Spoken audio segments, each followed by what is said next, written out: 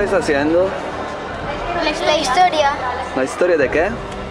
de los dragones, del mapa y todo. ¿No encontraste el dragón al final? Sí, hemos encontrado los 6. Sí.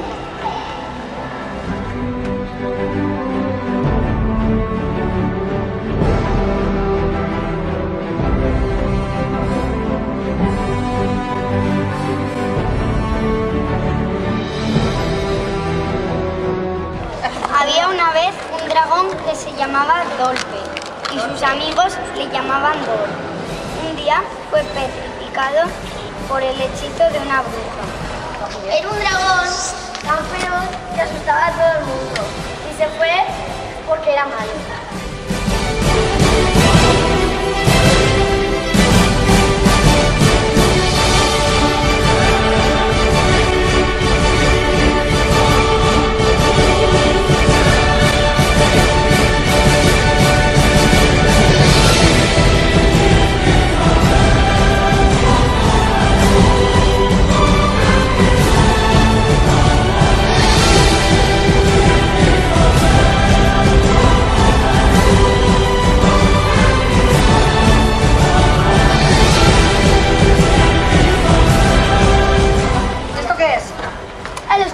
El escudo. ¿El escudo de dónde? De Valencia. Antes de ser de Valencia, ¿de dónde era?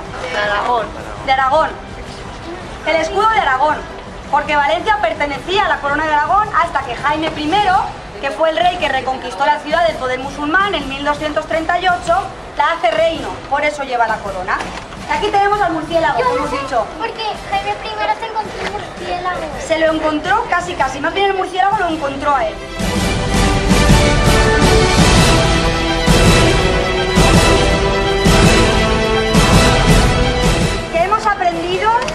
Del patriarca Rivera. ¿Cómo se llamaba? ¿Os acordáis?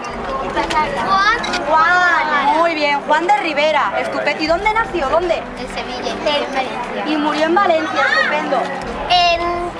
Murió en 1611. ¿Y luego dónde hemos ido? Pregunta. ¿Dónde estará el dragón? El dragón lo hemos encontrado en la Casa de las Rocas, tan muerto de miedo. ¿Para qué servían estas torres?